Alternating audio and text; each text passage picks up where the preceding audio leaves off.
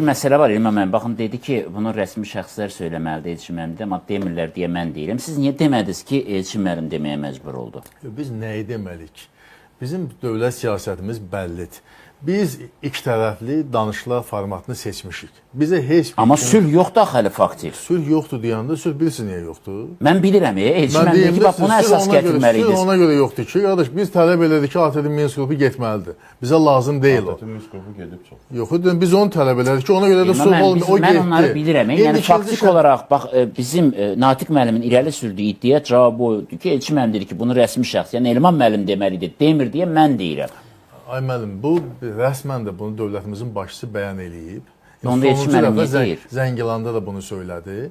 Biz ilk gündən, hətta yeri gəlmişdən onlar istəyirlər ki, bizdə də olan missiyası olsun, Azərbaycanda da olsun. O başqa məsələ. Biz bu missiyanın bütün əleyhinəyik. bizim narahatlığımız odur ki, hələ sülh müqaviləsi yoxdur, sərhəd anlayışı yoxdur. Mən sizə deyim də, sülh müqaviləsinin bugün imzalanmamasının yeganə səbəbi, ikincisini demir, yeganə səbəbi odur ki, Ermənistan konstitusiyasında hələ ki, Azərbaycan qarşı ərazi iddiası yoxdur. Başqa bir məqam var. Yəni, bax, Elçin müəllim deyiyordu ki, Natiq müəllim, biz buna görə narahatıq.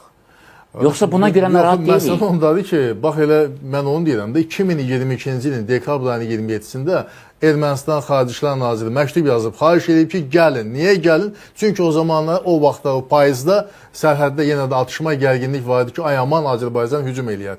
Yəni onun da gəlişində məqsədi odur ki, güya potensial Azərbaycan və potensial real Azərbaycan hücumlarından Ermənistanı qorusun. Bu işdə köməklik eləsin. Biz isə dəfələrlə deyirik ki, biz sülh istəyirik. Biz paraflamışıq, sülh müqaviləsi imzalamayı istəyirik. Yetər ki, biz ərazi iddialarında imtina elə, gəlin biz sülhü imzalayaq da. Bu Avropa İttifaqının bu missiyasına nə ehtiyacı var? Heç bir ehtiyac yoxdur. Onu Elçin müəllim, bəlkə Ermənistan sülh istəmir. Ermənistan sülh istəyir. Ermənistanın bəlkə istəmir. Ermənistanın baş naziri bax indi seçki kampaniyası mərhələsində ağıllı bir fikir söylədi. Dedi, məni ittiham eləyirlər ki... Yaxşı, onu niyə gətirirlər sizin təbirinizdə məni ittiham eləyirlər ki, biz... Qulaq asın müəllim, bizi ittiham eləyirlər ki, biz torpağı Qarabağı Azərbaycana vermişik. Biz Azərbaycana Qarabağ verməmişik. Qarabağ ilə Azərbaycan idi də. Mən bir cümlə əlavə eləmək istəyirəm. Təl-Əviv zooparkında bir valyer olur. Valyerin üstündə ağ belli qarilla var da, Kenyada yaşayır. Yazır, bu gündə 8 kilogram şokolad yiyə bilər. Amerika jurnalist soruşur, doğrudan da bu qarilla gündə 8 kilogram şokolad yiyir. Deyir, yiyə bilər, amma kimdə ona şokolad verən? Bu qədər bəsit. Mənə yiyər, amma kimdə ona şokolad verən? Paşinyan, Erman müəllim, mənim sualım başqa idi. Mən deyirəm ki, Paşinyan yaxşı, bir qələt elədi, bunları çağırdı. Amma indi bu dəqiqə Avropa sammitində heyət artırıldı. Bu bizim üçün təhlükədir də. Real təhlükədir bu. 266 nəfər nə işlə məşğul? Kəpənək yığacaqlar orada. Yoxsa nə işlə məşğul? Sadəcə Paşinyan hal-hazırki vəziyyətdə gözəl də bilir ki, Avropa İttifaqının o missiyası sülh prosesinə kömək yox, əksinə mane ola biləcək qüvvədir. Onu gözəl bilir. Demək, onda sülh istəmir də? Yox, sülh istəyir. Bəs onda niyə bunlara mane olmağa imkan verir? Amma bir şey var ki, indiki məqamda seçki ilə bağlı mübarizənin kəskinləşdiyi Rusiya bir yanına, Avropa bir yanına indi Demək, onda Rusiya qarşıdır da o. Bu nə? O missiya. Bu missiya müəyyən mərhələdə, xüsusən indi axırıncı gələcək var. Bunlar Rusiya qarşıdır, təbii ki qarşıdır.